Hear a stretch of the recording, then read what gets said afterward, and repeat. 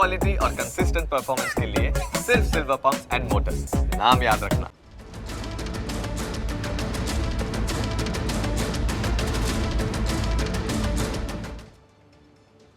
હડતાલ ઉપર ઉતરેલા આરોગ્ય કર્મીઓને આરોગ્ય મંત્રીની ચેતવણી સામે આવી છે। સરકાર આરોગ્ય સાથે ચેડા નહીં સાંખી લે। કર્મચારી મંડળોને વિનંતી છે કે હડતાલ તાત્કાલિક સમેટી લે। કર્મચારીઓ હડતાલ સમેટી ચર્ચા કરે તેવું ઋષિકેશ પટેલનું નિવેદન સામે આવ્યું છે। 2022 પછી અનેક મુદ્દાઓનું નિરાકરણ આવ્યું છે। ટેકનિકલ ગ્રેડ પે બાબતે ચિંતન કર્યા વગર નિર્ણય નહીં લેવામાં આવે। રાજ્ય સરકારની અનેક કેડરમાં ટેકનિકલ ગ્રેડ પે આવે છે તેવું ઋષિકેશ પટેલનું નિવેદન સામે આવ્યું છે। राज्य सरकारनी अंदर घणी बधी केडरो होय छे एटले ए रीते समझ्या विचार्या वगर अथवा तो एनुं चिंतन कर्या सिवाय ए ग्रेड पे बाबतोमां विचारी शकाय एम नथी। ए समग्रतः आखा राज्य सरकारनी अंदर ए विषयनी चर्चा कर्या पछी ज ए बाबतमां हा के ना पाडी शकाय। हवे ए विषयने लई अने आरोग्य कर्मचारीओ जे हड़ताल उपर उतर्या छे एटले स्वाभाविक छे सरकार पण कड़क ज छे। સૌથી પહેલાં તો એ હડતાલ સમાપ્ત કરે અને સમાપ્ત કર્યા પછી એ ટેબલ ઉપર આવે। બાકી તો અત્યારે કોઈ વાત કરવાનો પણ કોઈ અર્થ નથી। આ સરકારે એસ્મા એટલે કે જેમ વીજ વિભાગ છે, પોલીસ કર્મીઓ છે, એ રીતે આરોગ્ય પણ એક એસેન્શિયલ સર્વિસ છે, સીધી પ્રજાને સ્પર્શતી સર્વિસ છે। આ રીતે હડતાલ ઉપર ઉતરી જવું એ ખૂબ ગેરવ્યાજબી છે। મારી તમામ હડતાલ ઉપર ઉતરેલા કર્મચારીઓને એક વિનંતી છે કે ખૂબ ઝડપથી આપ આપની 1 કે 2 દિવસમાં હડતાલ સમાપ્ત કરી અને પોતાની ફરજ ઉપર પાછા ફરો। અને જે સરકાર પગલાં લઈ રહી છે, સરકાર આ બાબતે ખૂબ જ ગંભીર છે। લોકોના આરોગ્ય સાથે થતા ચેડા સાંખી લેવા માટે સરકાર તૈયાર નથી ને છાસવારે। હજુ તો 2022માં 21ની અંદર એ લોકોએ હડતાલ કરી હતી ને એમની માગણીઓના સંદર્ભે ચર્ચા કરી અને કેટલાય મુદ્દાઓના નિરાકરણ અમે લાવ્યા હતા। એટલે ચર્ચાના અંતે કોઈ પણ વસ્તુનું નિરાકરણ આવતું હોય છે, પરંતુ આ તમામ જિલ્લાના પ્રમુખોને એમનું જે મુખ્ય મંડળ છે એને જીએડીની માન્યતા પ્રાપ્ત છે કે કેમ એ મને ખ્યાલ નથી, પરંતુ આ તમામ કર્મચારી મંડળો જિલ્લાથી લઈ અને રાજ્ય સુધીની મારી વિનંતી છે કે ઝડપથી તમે આ હડતાલ પાછી ખેંચીને પોતાની ફરજ ઉપર પાછા ફરો। તો જે પ્રકારે ઋષિકેશજીને સાંભળ્યા આરોગ્ય મંત્રીએ ચોખ્ખી ચેતવણી આપી દીધી છે કે તાત્કાલિક ધોરણે હડતાલને સમેટી લેવામાં આવે, કારણ કે હડતાલ સમેટાશે નહીં ત્યાં સુધી કોઈ નિષ્કર્ષ આવશે નહીં। હડતાલ સમેટાશે તે બાદ જ ટેબલ ઉપર એક સાથે બેસીને ચર્ચા વિચારણા કરવામાં આવશે। કોઈ પણ પ્રકારની ચર્ચા વગર નિર્ણય લેવામાં નહીં આવે અને ચર્ચા કરવા માટે પણ હડતાલને સમેટી લેવી પડશે, કારણ કે આરોગ્ય સાથે ચેડા કોઈ પણ ભોગે ચલાવી લેવામાં નહીં આવે। આરોગ્ય મંત્રી ઋષિકેશ પટેલનું આ નિવેદન સામે આવ્યું છે।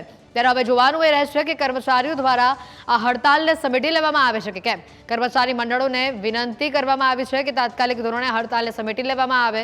કર્મચારીઓ હડતાલ સમેટીને ચર્ચા કરવા માટે ટેબલ પર એકઠા થાય તેવી વાત કહી છે ઋષિકેશ પટેલે। હવે તેવામાં જોવાનું રહેશે કે અહીંયા કર્મચારીઓ ઝૂકે છે કે પછી સરકારને ઝૂકવું પડે છે, કારણ કે સરકાર પોતાના નિર્ણય ઉપર અડગ છે તેવો સંકેત અત્યારે આરોગ્ય મંત્રી તરફથી આપી દેવામાં આવ્યો છે। ત્યારે મોટી સંખ્યામાં 4000 કરતાં પણ વધુ આરોગ્ય કર્મીઓ જ્યારે હડતાલ ઉપર છે, 11 દિવસની હડતાલ છતાં પણ કોઈ નિષ્કર્ષ હજી આવ્યું નથી, ત્યારે આ હડતાલ હજી પણ લંબાય છે કે પછી તેમાં મધ્યસ્થી થાય છે, તેમાં સમાધાન આવે છે તે જોવાનું રહેશે। હડતાલ પર ઉતરેલા આરોગ્ય કર્મીઓને આરોગ્ય મંત્રીની ચેતવણી આવી છે કે સરકાર આરોગ્ય સાથે ચેડા સાંખી નહીં લે। કર્મચારી મંડળોને વિનંતી છે કે હડતાલને તાત્કાલિક ધોરણે સમેટી લેવામાં આવે।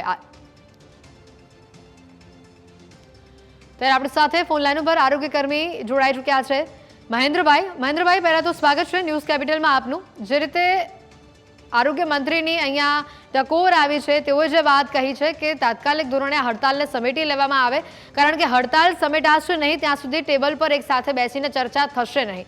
તો આ મુદ્દે પહેલા તો આપનું શું કહેવું છે? હવે અત્યારે ગુજરાત રાજ્ય આરોગ્ય કર્મચારી મહાસંઘના આદેશોને 17 તારીખે ચોક્કસ મુદતની હડતાલ પર જોડાયા છીએ, બરોબર। ત્યાર સુધી સરકાર બેઠક નહીં આપે, અમારા મહાસંઘના પ્રમુખ શ્રી જણાવે છે બેઠક નહીં આવે ત્યાં સુધી અમારી ચોક્કસ મુદતની હડતાલ ચાલુ રહેશે। ઘણા અમારા કર્મચારીઓના ઉપર એક્શન લેવડાવી છે, સેવા સમાપ્ત કરી છે, અમુકની સેવા તૂટ કરી છે, છતાં પણ અમારા કર્મચારીઓ હજુ સુધી અડગ છે। મહેન્દ્રભાઈ, સરકાર કહે છે કે બેઠક માટે અમે તૈયાર છે, પરંતુ એના માટે પહેલા તમારે હડતાલને સમેટવી પડશે। હડતાલ તો અમારા પ્રમુખશ્રીનો જે આદેશ છે મેડમ એ પ્રમાણે અમે આગળનું પગલું ભરશું. બિલકુલ. હવે મહત્વની વાત આવે છે કે આનાથી આ આટલા લાંબા દિવસની હડતાલ આપની જે માંગો છે જેને લઈને આપ હડતાલ પર ઉતર્યા છો, નથી લાગતું કે એના કારણે જે અન્ય માસૂમ લોકો છે કે જે નિર્દોષ લોકો છે તેઓના જીવ સાથે ચેડા થઈ રહ્યા છે? કારણ કે તેઓને આટલી મોટી સંખ્યામાં જ્યારે આરોગ્યકર્મીઓ હડતાલ પર હોય ત્યારે તેઓ કેટલીક સારવારથી વંચિત રહી જાય છે.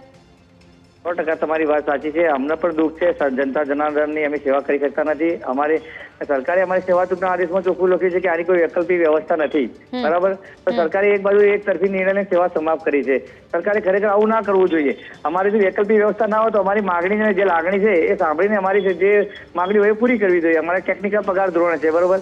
1900 માંથી 2800 કરી આપો. એ 1900 થી 2800 તમે કરી આપશો તો અમે હડતાલમાં કાલે અમારી હડતાલ વાઇન્ડ અપ કરીને અમે અમારી ફરજ પર હાજર થઈ ગયું. 100% અમને દુઃખ છે. જનતા જનાર્દન હેરાન થાય છે. ઘણા બધા કોલ અમારા પર પણ આવી છે. બરોબર? પણ અમે શું કરીએ? અમારે જ્યાં સુધી માગણી નહીં સંતોષ થાય, અમારી માગણી બહુ જૂની છે, 25 વર્ષ જૂની માગણી છે, એ નહીં સંતોષતા સરકાર અમે આ હડતાલ પર ઉતર્યા છીએ. એટલે આપ તમામ આરોગ્ય કર્મીઓ આમાં મધ્યસ્થી નહીં કરો, કારણ કે સરકાર તો કહે છે કે અમે ચર્ચા વિચારણા કરવા માટે તૈયાર છે, કારણ કે આ બહુ મોટો નિર્ણય છે. આના પર ચર્ચા થાય તે બાદ જ કોઈ નિરાકરણ આવી શકે. એટલે ચર્ચા કરવા માટે હડતાલને સમેટવી પડશે. તો મધ્યસ્થી આપ આમાં કરવા માટે કોઈ આરોગ્ય કર્મીઓ તૈયાર નથી? નથી. હજુ સુધી કોઈ અમારા જોડે એવો કોઈ મધ્યસ્થી છે નહીં. અમારા પ્રમુખશ્રી જે પણ નિર્ણય લે છે એને અમે શિરોમાને રાખશું. મધ્યસ્થીની કોઈ હજુ વાત નથી. મહેન્દ્રભાઈ, કોણ છે આપના પ્રમુખ? આમાં રણજીતસિંહ મોરી, ગુજરાત રાજ્ય આરોગ્ય કર્મચારી મંડળના પ્રમુખ છે. બિલકુલ મહેન્દ્રભાઈ, આભાર ન્યૂઝ કેપિટલ સાથે જોડાવા બદલ. અન્ય આરોગ્ય કર્મી આપણી સાથે અહીંયા જોડાયા છે જિગ્નેશભાઈ. જિગ્નેશભાઈ, સ્વાગત છે પહેલા તો ન્યૂઝ કેપિટલમાં આપનું. સરકાર તરફથી જે વાત કરવામાં આવી છે કે આ હડતાલ સમેટવામાં આવે અને પછી યોગ્ય નિરાકરણ આવે, યોગ્ય મુદ્દે ચર્ચા થશે અને તે બાદ નિર્ણય લેવામાં આવશે. હવે મોટી વાત એ છે કે સરકાર એક બાજુ ઝૂકી છે કે અમે બેસીને ચર્ચા વિચારણા કરવા માટે તૈયાર છે, પણ એના માટે તમારે પહેલા હડતાલને સમેટવી પડશે. તો આપની શું તૈયારી છે? મેડમ, હડતાલ તો જ્યાં સુધી જીઆર ઠરાવ નહીં થાય ત્યાં સુધી અમારું મહાસંઘ હડતાલ સમેટશે નહીં. જિગ્નેશભાઈ, પરંતુ સરકાર તો કહે છે કે અમે ટેબલ ઉપર બેસીને ચર્ચા કરવા માટે તૈયાર છે, પણ હડતાલ પહેલા સમેટો, કારણ કે હડતાલ નથી સમેટાતી એના કારણે કેટલાક નિર્દોષ લોકો હેરાન પરેશાન થઈ રહ્યા છે કે જેઓ આરોગ્ય સેવાઓથી વંચિત છે. જી મેડમ, એના માટે અમે દિલગીરી વ્યક્ત કરીએ છીએ, પણ આજે અમે મજબૂર છે. 1 વર્ષથી 2 વર્ષથી સરકારશ્રીમાં રજૂઆત કરતા હતા, ના છૂટકે અમારે આ ચોક્કસ મુદતની હડતાલનો રસ્તો અપનાવવો પડ્યો છે. જો સરકારશ્રીને અમારા જોડે વાટાઘાટો જ કરવી છે તો ચાલુ હડતાલમાં કેમ નહીં મેડમ? બિલકુલ. તો અહીંયા મધ્યસ્થી કરવા માટે આપ તૈયાર છો? હડતાલ સમેટીને, સાંભળો, હડતાલ સમેટીને એકવાર આપ ચર્ચા કરો સરકાર સાથે બેસીને, યોગ્ય નિર્ણય આવે, ક્યાંક કોઈક બાનછૂટ થાય અને પછી આ સમગ્ર મુદ્દો આપ સામે લાવો, કારણ કે આમાં તો કેટલાય લોકો હેરાન પર, આખું ગુજરાત હેરાન પરેશાન થઈ રહ્યું છે. સાચી વાત છે મેડમ, પણ અમને હવે જીઆર ઠરાવ વગર અમે નક્કી કરીને 25,000 કર્મચારીઓ બેઠા છે. જ્યાં સુધી જીઆર ઠરાવ નહીં થાય ત્યાં સુધી કોઈ સમાધાન નહીં. સરકારે તો એસમાં લાગુ કરશે, તો તેનો ડર નથી લાગતો આરોગ્ય કર્મીઓને? એસમાં લાગુ કરી છે. 1300 જેટલા અમારા કર્મચારીઓને, કાયમી કર્મચારીઓને છૂટા પણ કર્યા છે, પણ અમે આ રસ્તો હવે બદલવાના નથી. બિલકુલ. પરંતુ વાતચીત કરવા માટે તો હડતાલ સમેટવી પડશે ને. જો હડતાલ સમેટાશે જ નહીં તો વાતચીત થશે નહીં, અને વાતચીત થશે નહીં તો આનો ભોગ ગુજરાતની સામાન્ય જનતા બનશે. ચાલુ હડતાલમાં સરકારશ્રી અમને વાટાઘાટો કરી શકે છે ને મેડમ? તો આપે આ વાત સરકાર સમક્ષ મૂકી છે કે આજે સમય માંગ્યો છે કે આજે આ સમય એકવાર વાતચીત કરી જુઓ? હા, કીધું છે, પણ હજુ અમને સરકારશ્રીએ બોલાવ્યા નથી.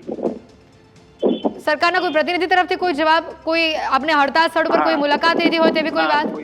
એવી કોઈ જ મુલાકાત નથી કે કોઈ સમાધાન નથી મીટિંગના.